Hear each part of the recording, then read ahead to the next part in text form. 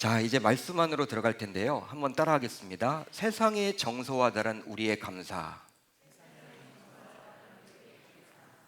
세상의 정서와 다른 우리의 감사. 세상의 정서와 다른 우리의 감사. 이런 제목으로 은혜를 나누겠습니다. 어느 교회당에서 이렇게 성전을 건축하고 있었어요. 그런데 땀을 뻘뻘 흘리면서 3명의 벽돌공이 열심히 벽돌을 쌓았습니다.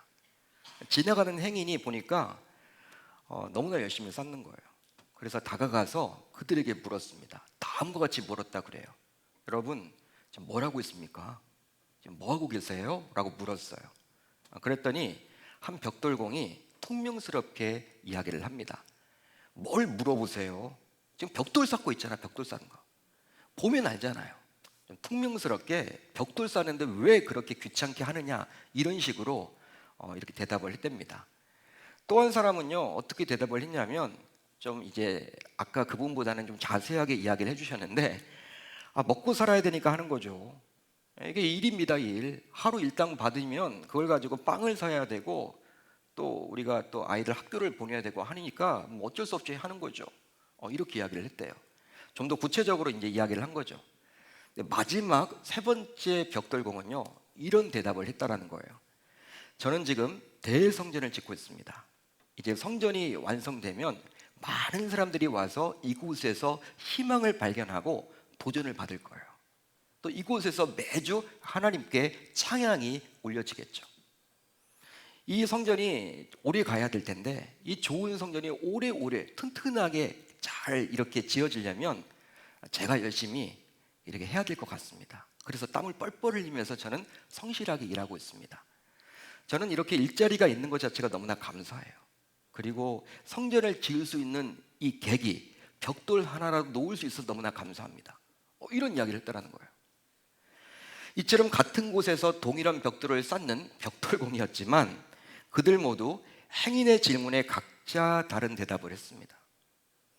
그렇다면 만약 여러분들이 3사람의 벽돌공이라면 과연 여러분들은 어떤 대답을 하겠습니까? 나는 첫 번째처럼 답을 하겠다. 손 들지 마세요. 창피하죠? 여러분, 2번째 분처럼 나는 대답을 하겠다. 뭐 일자리니까, 먹고 살아야 되니까 그렇게 여러분 답을 하겠다. 그것도 여러분 손을 못 드네요. 교회니까 여러분 3번째 다 드시려고 하죠. 들지 마세요. 답은 정해져 있죠. 아마도 대부분의 분들은요, 첫 번째 혹은 2번째라고 답을 할 거예요. 신자라고 하면서도. 왜냐하면 그런 대답이 바로 세상의 정서와 부합되기 때문이죠. 세상에 나가보세요. 직장 다니는 분들에게 왜 직장을 다닙니까? 왜 일을 열심히 합니까? 왜 야근을 합니까? 왜 이렇게 새벽같이 출근하십니까? 왜 이렇게 건강을 상하면서까지 일을 하시는 겁니까? 여쭤보세요. 어떻게 대답을 할까요? 먹고 살아야죠. 먹고 사는 게 만만치 않습니다. 우리 애들 학교도 보내야죠. 집도 사야죠. 이 먹고 살아가는 것, 이것만 해결된다면 나 이렇게 일 안 할지도 몰라요. 여러분, 세상에 나가면요, 일하는 목적이 다 돈 벌기 위한 거예요. 돈 벌기 위한 것, 다른 거 아닙니다. 따라서 오히려 3번째 벽돌공처럼 우리가 답을 해버리면요, 실제로 이상한 취급을 당할지도 몰라요. 어쩌면 하찮은 일을 하는 벽돌공 주제에 무슨 그런 거창한 대답을 하느냐. 아니, 벽돌이나 쌓는 주제에 어떻게 뭐 대성전 이야기를 하고 하나님의 영광 이야기를 하고 하나님을 찬양하고 이것이 몇 년 가면 좋겠다, 이런 이야기를 할 수 있느냐. 이렇게 핀잔을 줄지도 몰라요, 세상에서는.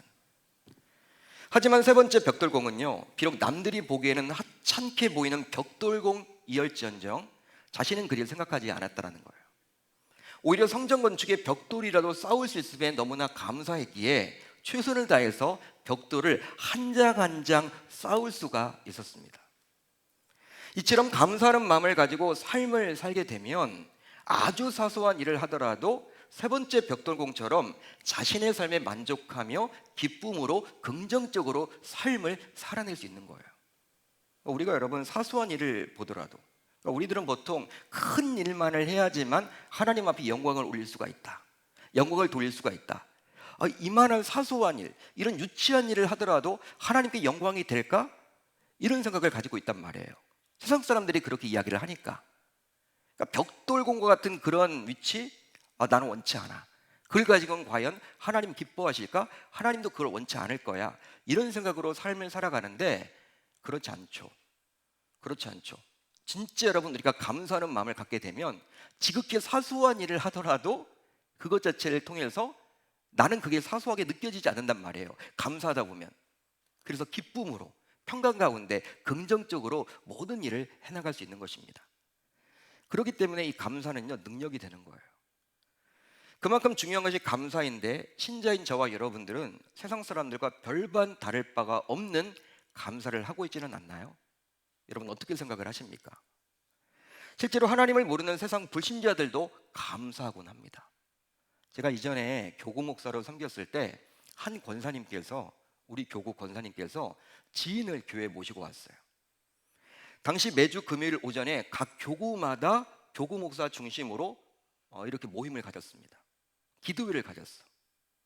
짧게 말씀을 전하고 기도하는 시간을 1시간에서 1시간 반 정도 가졌어요. 교구마다 한 100명씩 모였어요. 금요일 날 오전에 시간이 되시는 분들이. 그 모임은 주로 교구 식구들의 기도 제목을 놓고 중보하는 시간이었는데요. 교회가 워낙 크다 보니까 뭐 개인의 기도 제목들이 이렇게 할 수가 없잖아요.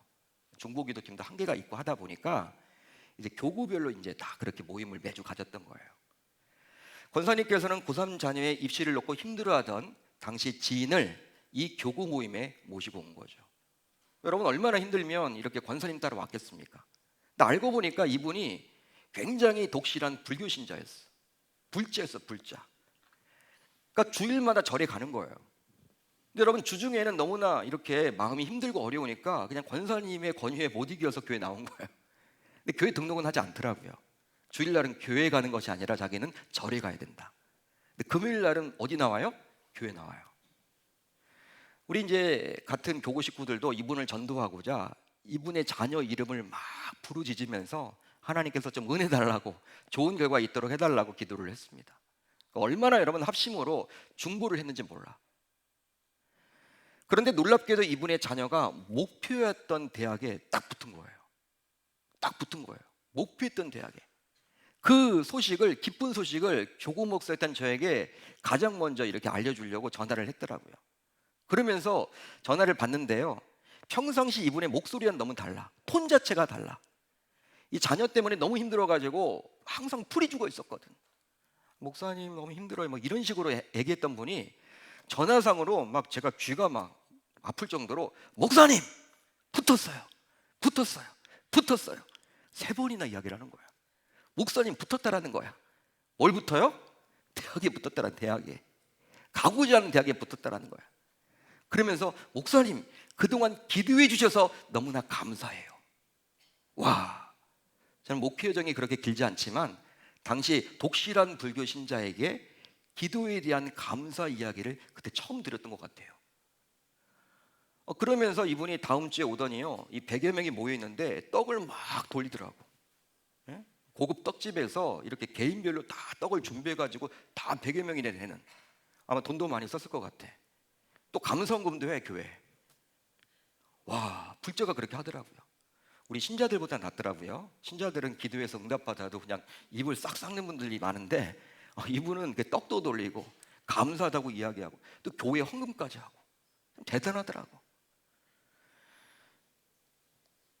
여러분, 그런데 이처럼 하나님을 모르는 불신자들도 감사를 표해요. 진짜 감사를 합니다. 세상에 나가보세요. 다 감사, 땡큐 이야기하죠. 그런데 그들은요, 자신의 생각대로 일이 잘 풀릴 때 감사를 합니다. 그러니까 자신의 생각대로 일이 풀리면 감사를 해요. 만약에 그 불자가, 하나님 모르는 그분이 자기 딸이 대학에 떨어졌어. 어쩌면 교회 욕할지도 몰라. 감사하지 않겠지. 저한테 그렇게 감사를 표하지 않을지도 몰라요. 떡을 돌려요? 말이 안 되는 거예요. 그러니까 세상 사람들은 감사를 이야기하더라도 자기의 생각대로 일이 잘 될 때 감사를 표합니다. 하지만 하나님께서는 분명히 우리 신자들에게 세상 불신자들이 할 수 없는 감사의 단계까지 요구를 하세요. 바울을 통해서 이런 말씀을 전해주셨습니다. 바로 저와 여러분들이 실천에 옮기라는 거예요. 바로 하나님의 말씀인데요. 범사에 감사하라. 이것이 그리스도 예수 안에서 너희를 향하신 하나님의 뜻이니라. 할렐루야. 우리 신자들을 향하신 하나님의 뜻이라는 거예요.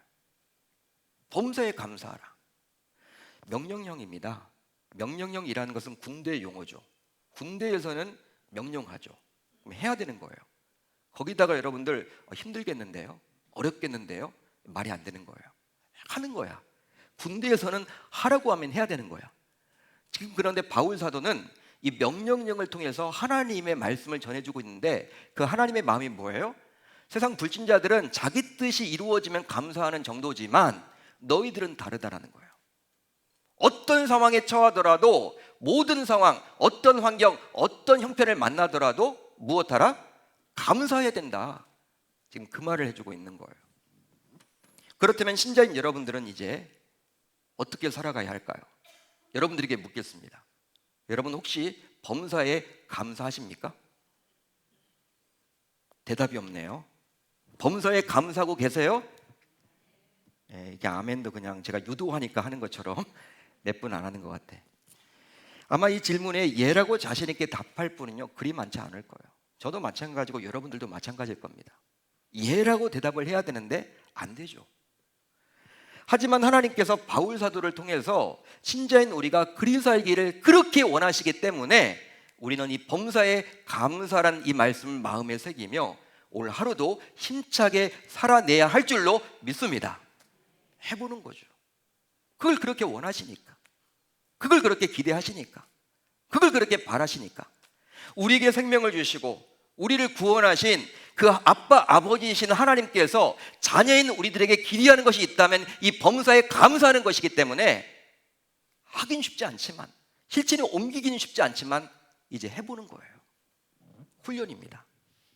그렇게 해나갈 수 있기를 바랍니다. 자, 이제 오늘 우리가 살펴볼 잠언 30장은 바로 아굴의 잠언입니다. 30장 1절을 보면요 아굴의 잠언이다 라고 나와 있죠. 우리는 그동안 잠언서 하면요 누구의 잠언이다? 솔로몬의 잠언이다 라고 알고 있었어. 근데 이 30장만큼은요 아굴이라는 사람의 잠언이에요. 하나님이 아굴이라는 사람을 통해서 저와 여러분들에게 메시지를 주십니다. 이 아굴은 당시 지혜롭고 학식이 풍부했던 학자였던 것 같습니다. 1절을 보시면요 바로 이들의 제자가 나오죠. 이 아굴의 제자가 나오는데 이디엘과 우갈이었어요. 그런데 그들에게 지금 아굴이 삶의 전반에 대한 가르침을 주고 있는 것이죠. 따라서 아굴은 자신의 제자들에게 오늘 말씀을 통해서 무엇을 이야기하냐면 하나님이 과연 어떤 분이냐, 너희들 하나님 아니? 하나님은 과연 이런 분이야. 딱 이것을 보여주세요. 그리고 하나님 믿는 신자들은 이런 식으로 살아야 돼. 이네들 이제 하나님 믿는다며, 하나님 안다며, 그 하나님의 뜻대로 살기를 원한다며, 그렇다면 이런 식으로 살아가야 해. 이 내용이 바로 이 잠언 30장입니다. 자, 이제 오늘 말씀 7절을 볼까요? 이렇게 기록이 되어 있죠. 내가 두 가지를 주께 구하였사오니 내가 죽기 전에 내게 거절하지 마시옵소서.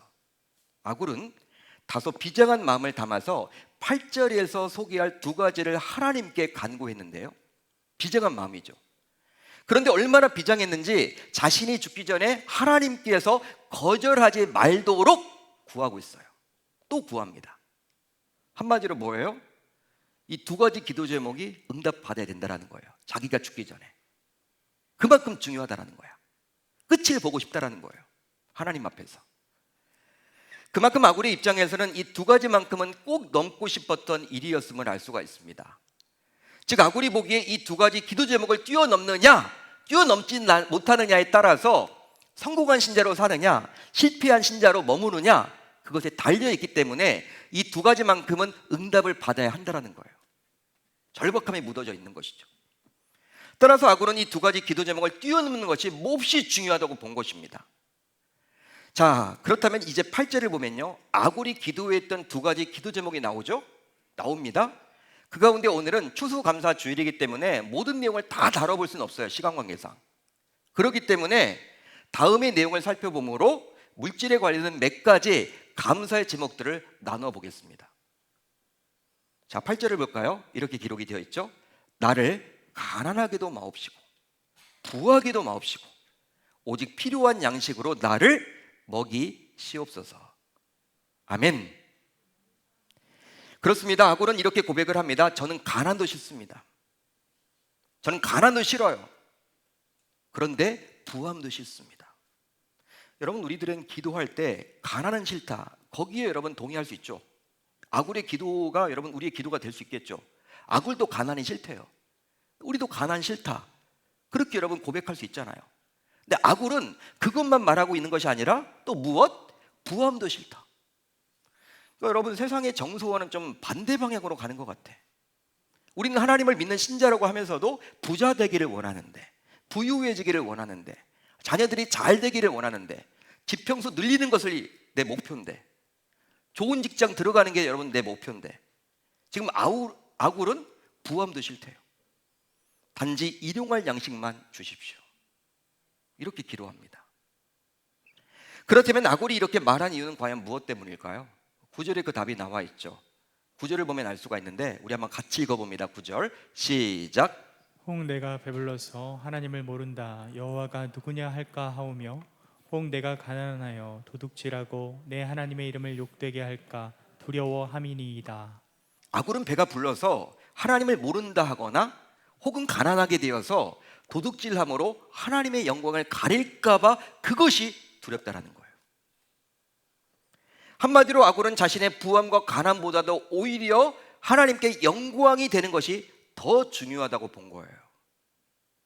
우리랑 좀 다르죠. 그러기에 그는 가난도 싫고 부함도 싫고 단지 무엇? 일용할 양식만 달라고 고백할 수 있었던 것입니다. 한마디로 아굴의 인생 목적은 무엇입니까? 어떻게 하면 하나님의 이름을 드높일 것인가? 어떻게 하면 하나님께 영광을 돌릴 것인가? 할렐루야, 할렐루야. 즉 자신이 부자가 되는 것이 인생의 목적이 아니었어요. 우리랑은 좀 달라요. 우리의 기도 내용과는 좀 달라요. 하지만 하나님을 믿는 신자라고 하면서도 우리는 기왕이면 다홍침하다, 기왕이면 예수 믿는 것 부유하게 살아야지 뭐. 여러분, 그런 생각을 가지면서 지금도 여전히 부자가 되는 것을 인생 최고의 목표라며 살아가곤 합니다. 물론 성경은 부자를 무조건 정죄하지는 않아요. 정죄하지는 않습니다. 오해가 없으시길 바라요. 그러기에 하나님의 사람이었던 아브라함도 욥도 거부였죠. 지금의 준재벌이었어. 재산이 많았어요.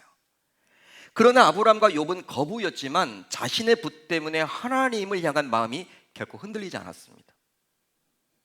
그렇지만 당시 현재라고 추앙받던 아굴은 부로 인해서 하나님 중심으로 살지 못하고 결과적으로 물질 중심으로 삶을 사는 많은 신자들을 보아왔기 때문에 다 아는 거예요. 경험해 봤기 때문에 이 시대를 살아가는 저와 여러분들에게도 자신의 고백을 통해서 우리들에게 도전을 주고 경고해 주고 있는 거예요. 쉽지 않다라는 것이죠.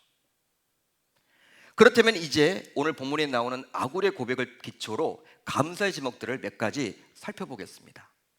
우선 부유하게 살고 있다면 그럼에도 불구하고 하나님을 떠나지 않는 것에 감사해야 합니다. 여러분들 가운데 부유하게 살고 계신 분들이 있을 거예요. 예전에 비해서.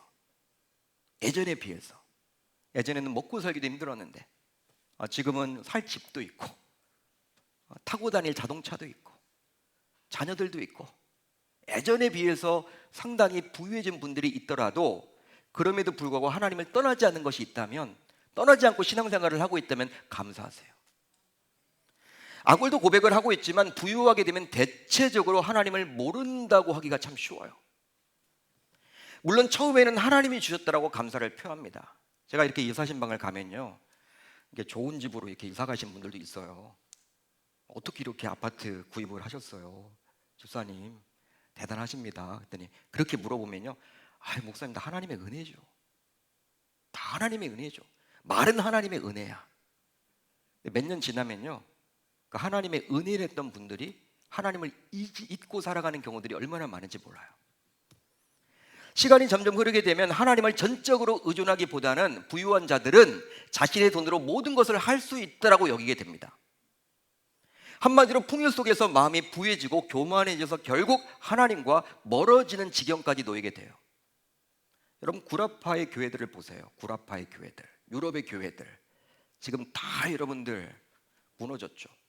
이슬람 사원으로 바뀌어지거나 술집으로 바뀌어졌죠. 그 화려했던 교회들이. 여러분, 유럽도 어려웠던 시절이 있었죠. 그때는 여러분 교회마다 사람들이 와서 은혜 받고 예배 드리고 했단 말이에요. 풍요로움 속에서 잘 먹고 잘 살게 되니까 사람들의 신앙을 다 놓치고 있어요. 한국도 마찬가지예요. 한국 교회도 88 올림픽을 기점으로 90년대까지는 그래도 교회들이 유지됐는데 2000년 들어오면서 이제 교인들이 점점 줄고 있어요. 이게 여러분 한계죠. 그러니까 우리 주님께서도 하나님이냐 돈이냐 선택하라고 말한 이유가 계속 그렇게 말씀을 하시잖아요. 그 무엇이냐면 돈이 있으면 하나님 놓치기가 쉽다라는 거예요. 계속 예수님께서 안타까운 마음으로 우리들에게 결정하라고 말을 해주고 있는 것이죠. 신명기 32장을 보게 되면 모세는 죽음을 앞두고 유언과도 같은 소중한 권면을 이스라엘 백성들에게 노래로 불러줍니다. 노래로 불러줘요. 한마디로 모세는 백성들을 향한 하나님의 솔직한 마음을 백성들에게 잘 전달해주고 있는데요. 즉 하나님께서 축복하사 너무나도 풍요롭고 부유하게 된 이스라엘 백성들이 이제 하나님을 발로 차버린다는 거예요. 여러분, 하나님을 발로 차버렸어. 이스라엘 백성들이 그 주신 은혜를 기억지 못하고 그 풍요로움 속에서 하나님은 너무나도 그것을 안타까워하십니다. 그 내용이 바로 다음의 내용이에요.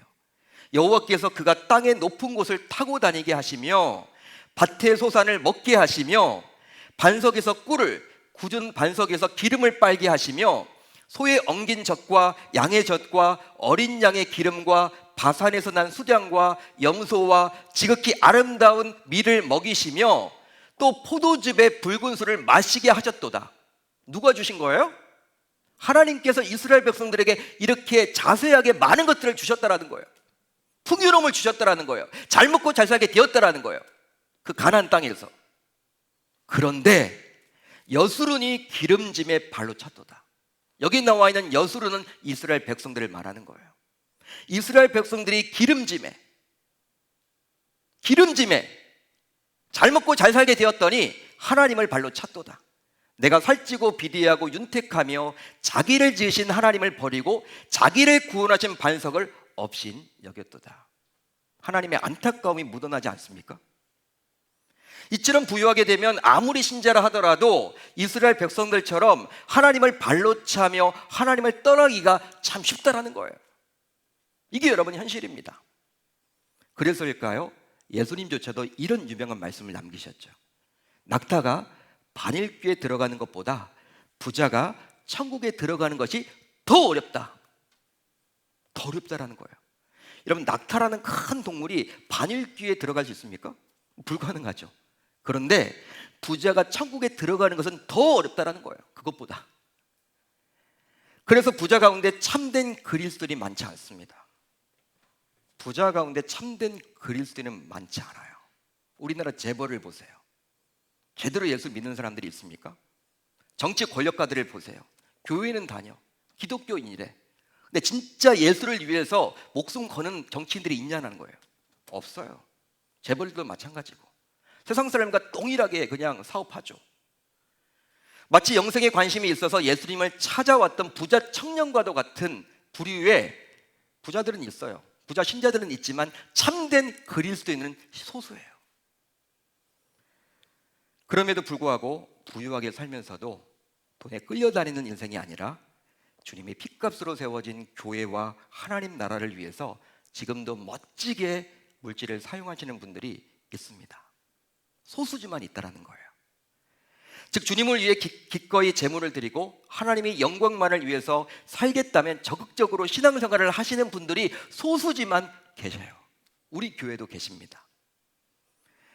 실제 돈이 있기에 신앙생활에 열심을 낸다는 것 결코 쉬운 일은 아니지만 하나님으로부터 받은 은혜를 기억하며 오늘도 열심히 신앙생활을 하시는 분들이 소수지만 계신다는 거예요.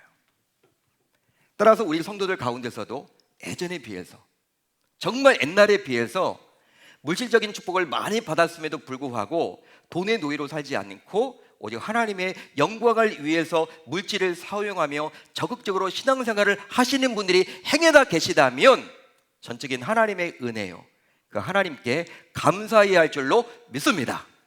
믿습니다. 여러분, 돈이 있지만, 예전에 비해서 부유해졌지만, 먹고 살만해졌지만, 그래도 하나님 떠나지 않았잖아요. 은혜라는 거예요. 이게 감사라는 거예요. 쉽지 않아요, 여러분. 다음으로, 물질로 인해 힘겹게 살고 있지만 그럼에도 불구하고 믿음이 변치 않음에 감사해야 합니다. 아굴도 고백을 하고 있지만 물질로 인해서 힘겹게 삶을 살다 보면요, 아무리 신자라 하더라도 허기진 배를 채우기 위해서 도둑질할 수도 있어요. 너무 배고프니까, 허기지니까. 즉 배고픈 나머지 잘못된 마음을 품을 수도 있습니다. 또 그 결과 해서는 안 되는 일을 행하기도 해요. 물론 허기진 배를 채우기 위해서 하게 된 도둑질에 대해서는 이 사회가 좀 더 관대해지면 좋겠지만 그래도 엄연히 그것은 범죄죠. 남의 것을 도둑질했기 때문에. 따라서 신자가 도둑질을 하게 되면 하나님의 이름에 먹칠을 하게 되는 것이죠. 더욱이 신자가 굶주릴 정도로 배고프게 되면 어떻게 됩니까? 그 배고픔을 해결하고자 믿음을 저버리고 세상과 쉽게 타협하거나 비굴해지기도 해요. 돈 때문에 신앙을 놓치는 거예요. 한마디로 신앙에서 멀어지기가 쉬워요. 배고프면. 또 하나님의 자녀인데 왜 하나님께서 자신을 이렇게 어려운 상황에 놓이도록 했을까? 왜 나는 이렇게 굶어야만 할까? 왜 나는 이렇게 가난 속에서 살아야만 하는 것일까? 내가 하나님 자녀 아닌 거 아니야? 의심이 들면서 하나님께 불평과 불만을 내서 결과적으로는 하나님을 떠나는 분들도 생겨날지도 몰라요. 너무 배고프니까. 그러기에 아굴은 가난하게도 마옵시고 이렇게 고백했던 거예요. 기도했던 것이죠. 왜? 자기 자신을 아는 거야. 남들은 현자라고 추앙을 하는 이 아굴이지만 나도 배고프게 되면 내가 남의 것을 슬쩍할 수도 있다는 것을 너무나도 잘 알기 때문에, 이건 의지로 어떻게 될 문제가 아니기 때문에 세상과 타협할 수도 있는 신앙을, 그러한 모습을 보일 수도 있기 때문에 자신을 가난하게도 마옵시고 라고 이렇게 기도했던 거예요. 실제로 신자들 가운데서는요, 먹고 살아가기 바쁘다는 이유로 교회에 나와서 1시간 예배 드리는 것조차도 제대로 드리지 못하는 분들도 있어요. 하지만 먹고 살아가기도 힘든 형편임에도 불구하고 하나님을 원망하지도 않고 오히려 지금까지도 인도해 주신 그 하나님의 은혜에 감사하며 신앙생활을 하시는 분들이 우리 교회도 계십니다. 정말 형편이 어려워, 힘들어, 눈물 나. 그렇지만 원망도 할 만한 텐데, 하나님을 원망할 수도 있을 텐데 그러지도 않고 오히려 감사하고 받았던 그 은혜가 크기에 오늘 하루도 열심히 살아내려고 몸부림치는 성도님들이 우리 교회도 계십니다. 따라서 우리 교회 내에도 그런 성도님들이 행여나 계시다면 믿음이 변치 않고 신앙생활을 하고 있음에 감사해야 할 줄로 믿습니다. 믿습니다. 여러분, 우리가 감사하는 삶을 살게 되면요, 하나님께서 분명히 환경도 변화시켜 주세요. 그리고 더 나은 길로 우리를 인도해 주실 것입니다. 그 이유가 무엇입니까? 우리 신자들의 부귀영화는 하나님의 손에 전적으로 달려있기 때문입니다. 여호와는 가난하기도 하시고, 주체가 여호와예요. 가난하기도 하시고 부하기도 하시며 낮추기도 하시고 높이기도 하시는도다. 할렐루야. 마지막으로 일용할 양식을 주심에 감사해야 됩니다. 일용할 양식 주심에 감사해야 하는 거예요. 자, 오늘 본문을 보게 되면 아굴도 오직 필요한 양식으로 먹이시옵소서라고 고백을 합니다. 기도를 합니다. 오직 필요한 양식으로 자신을 먹이시옵소서라고 기도를 하고 있죠.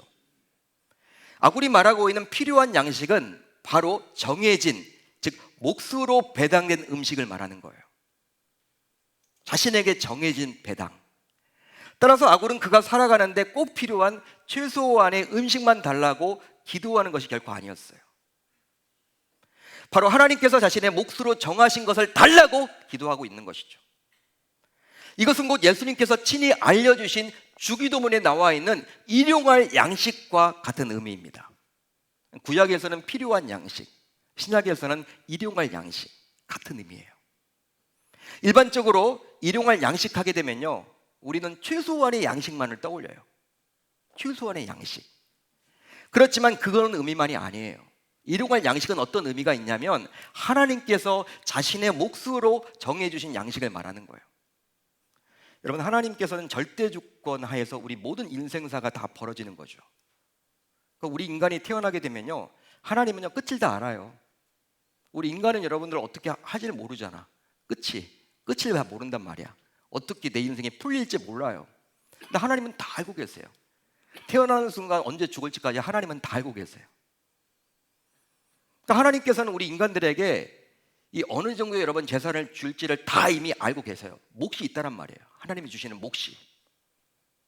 근데 그것을 지금 달라고 지금 아굴은 기도하고 있는 것이죠.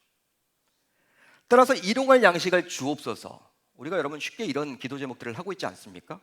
주기도문을 우리가 하면서 항상 오늘도 일용할 양식을 주시옵고 그렇게 하잖아요. 근데 쉬운 고백이 아니에요. 이것은 하나님의 절대 주권을 인정할 때만이 할 수 있는 믿음의 고백인 거예요. 예수님께서 여러분 우리들에게 오늘도 일용할 양식을 주시옵고 왜 이런 주기도문을 하라고 이야기를 했습니까? 왜 주신 거예요? 쉽지 않은 고백이기 때문에 그 고백을 하라는 거예요. 믿음의 고백이에요. 하나님의 절대 주권. 여러분, 실제로 우리가 이렇게 예배를 드릴 수 있도록 하나님께서는 모든 환경을 열어주셨죠. 모든 환경을 열어주신 거예요. 그러기에 오늘도 우리는 하나님으로부터 필요한 양식, 즉 일용할 양식을 받았다라고 볼 수 있습니다. 어떤 의미에서는 하나님이 열어주신 거죠. 여러분, 코로나가 위드 코로나가 되면서 그래도 대면에서 예배 드릴 수 있잖아요. 얼마나 감사합니까? 그래도. 하지만 너무나도 안타깝게도 우리가 살아가는 이 지구촌의 모습은 어떠할까요? 바로 지금도 여전히 9명 중 1명은 극심한 굶주림으로 고통을 받고 있어요. 우리들 주변에서는요, 물론 가난하고 힘들어서 우리들 주변에도 여러분 있어요. 광명도 여러분 그런 분들이 있어요. 이번에 그래서 우리가 도우려고 하는 거예요.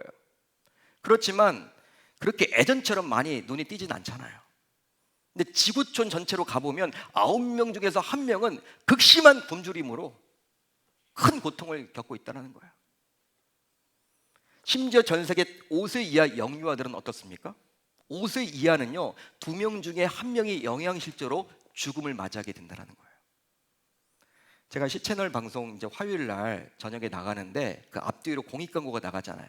뭐 기아대책본부, 기독교 NGO 단체에서 이렇게 후원을 모집하려고 광고를 합니다. 그 시채널 여러분 제 설교 앞뒤를 보게 되면, 근데 아이들이 이게 아프리카나 이게 동남아 아이들이 배가 다 이렇게 여러분 불룩하게 남아 있어. 여러분 그 잘못 보면요, 야 애들 잘 먹었나 보다.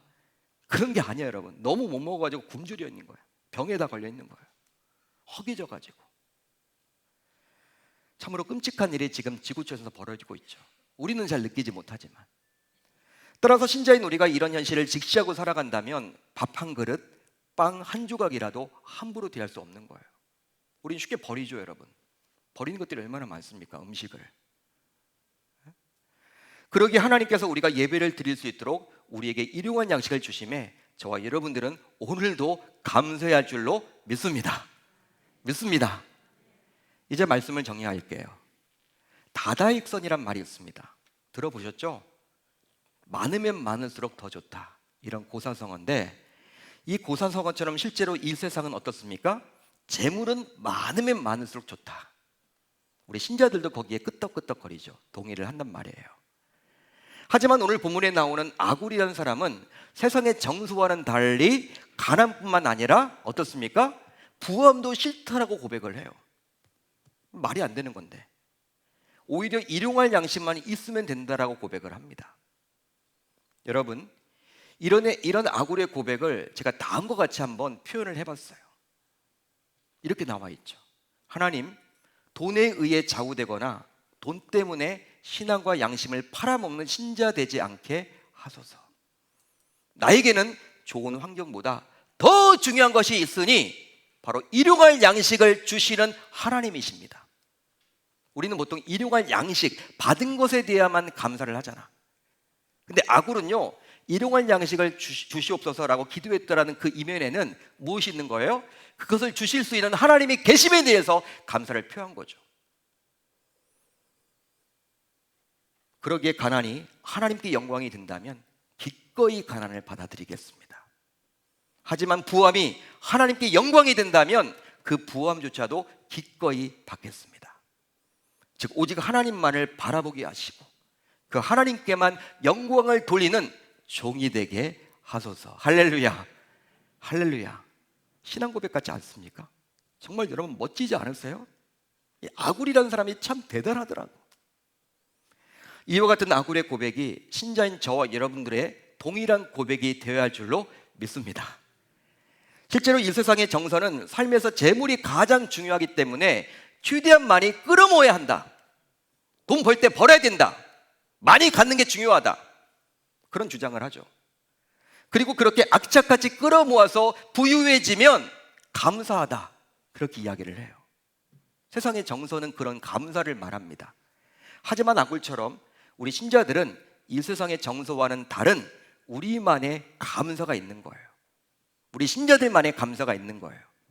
오직 일용할 양식을 주시는 하나님이 계심에 대한 감사. 할렐루야, 할렐루야. 하나님이 계심에 대한 감사. 따라서 우리는 오늘부터 아굴에게서 이 감사를 배워야만 하겠습니다. 바로 세상의 정서와는 다른 우리 신자들의 진짜 진정한 감사 말이죠. 그렇게 함으로 하나님이 진정 원하시는 참된 감사를 하는 주의 권속들 모두 되실 수 있기를 우리 주님의 이름으로 축원합니다.